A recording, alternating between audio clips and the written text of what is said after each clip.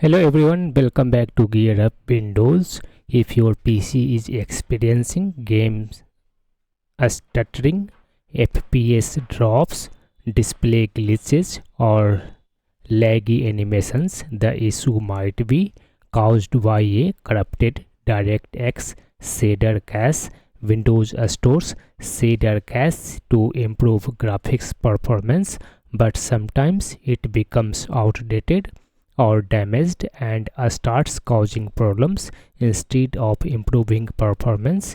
In this video, I will show you how to clear the DirectX Shader Cache in Windows 11 or Windows 10 using disk cleanup.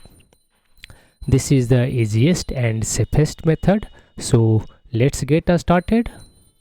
First, click on the start button and then type here disk cleanup. In the search results, click on this one, disk cleanup entry. Here by default system drive will be selected. If not, then click and select the system drive. After that, click on the OK button.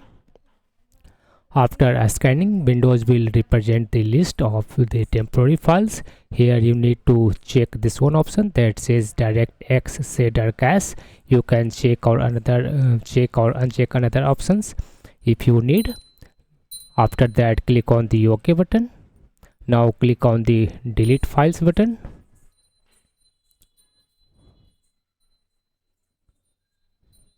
That's it. Windows will now remove the shader cache. Once done, restart your PC.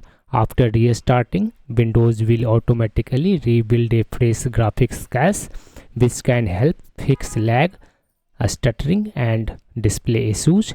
And that's all. Thanks for watching, and don't forget to like and subscribe to GearUpWindows for more helpful Windows tips.